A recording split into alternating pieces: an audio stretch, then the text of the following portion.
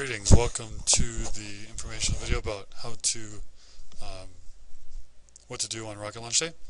So what I have here pulled up is a map of the Rosemary Clark Middle School, and we are going to go through some things here and show you where you guys are going to come out. So for the Rocket Launch, we're going to split into two groups. First group will be a Slaver Miss Kunz's group. They'll be launching first thing in the morning. After about 9:30ish, 10 o'clock, Mr. Velosa's classes will be launching all the way up into lunch. And so in the morning, we're going to tell you guys where we're going to go, and then we're going to go from there. But once you guys come out, you should be coming through the corridor here like you're coming from lunch, through the PE outside area there. And there should be chairs, or if you're the first group, you're going to be setting up chairs. I'm going to probably put them into 4 rows. So period, probably 4.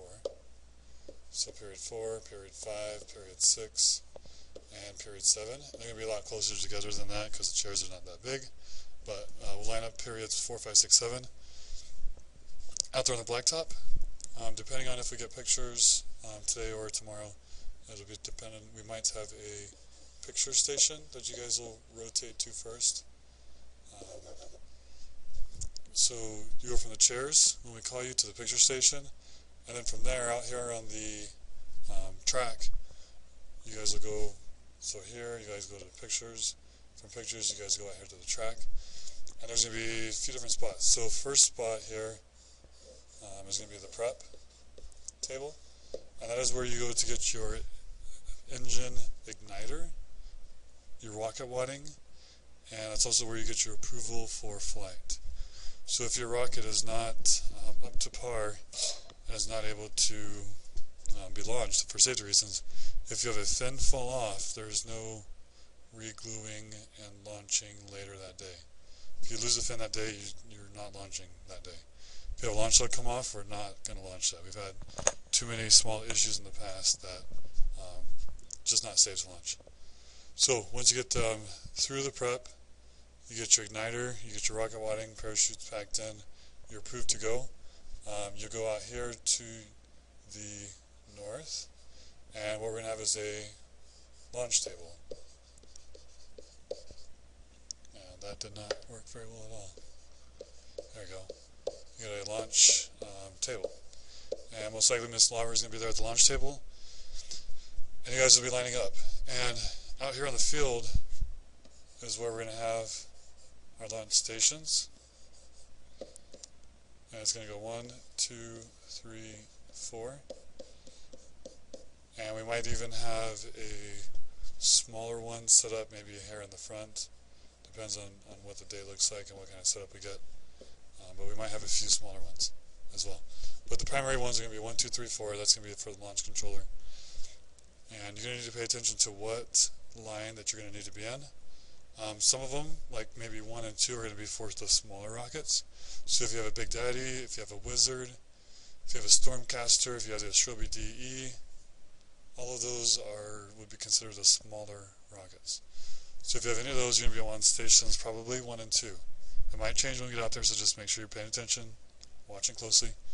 The other stations will be for the bigger rockets, the Cheetahs, the Mustangs, the Barracudas, the Arrows.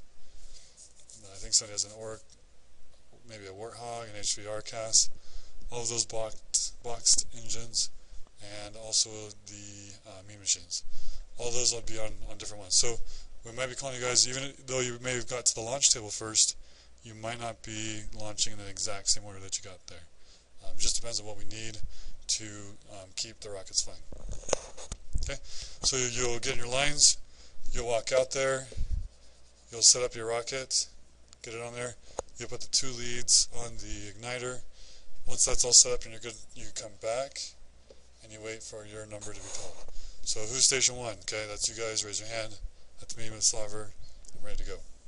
Okay, same thing for the rest. Make sure you guys are paying attention the entire time that you're out here. Whether you're at the whether you're on the blacktop here, whether you're at the prep station, whether you're at the launch table, every single time that we put that siren to launch, Everybody needs to turn around, watch, make sure it's a successful launch, go straight up in the air, and then we're all watching for that, the pop, where the engine pops out the hot air, blows off your nose cone, parachute deploys. If that parachute does not deploy, we all have to be watching it to see where that rocket's going to come down, because we may have to move out of the way. And even if the parachute does deploy, we've had some of the parachutes land out here on the blacktop. So you just got to be careful, watch what's going on. If you are not paying attention to rocket launch, there's a possibility that you will be sent in, even if you haven't launched yet. So that you have or have not launched yet, if you're not being safe, you will lose the privilege of being out there for rocket launch day. Depending on what you're doing, disciplinary action may ensue.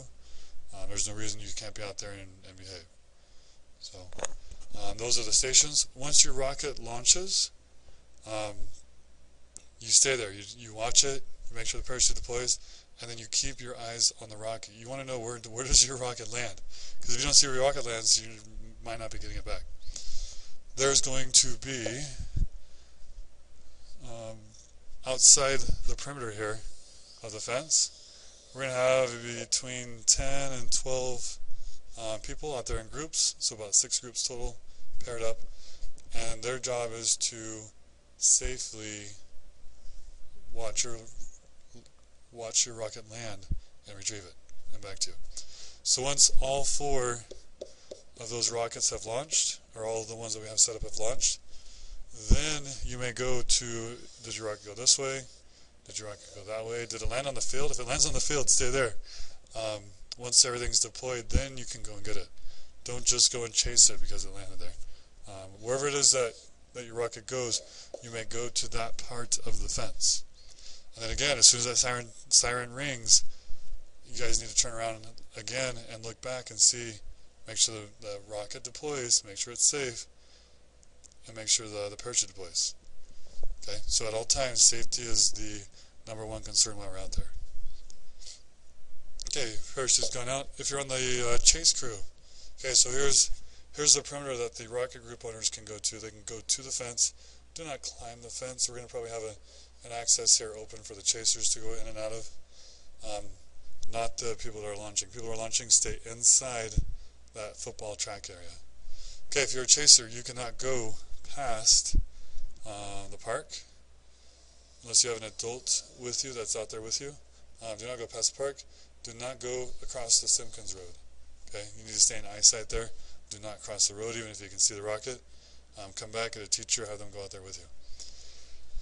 And then we have, let's see, two places here.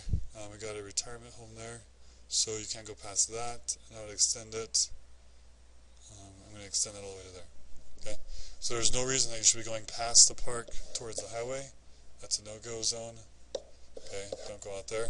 Do not go past Simpkins Road, and do not go past the retirement home. So kind of draw your own little line there. You guys must stay within this area here. And that's it. We will give you any more specifics we have. Thank you for tuning in.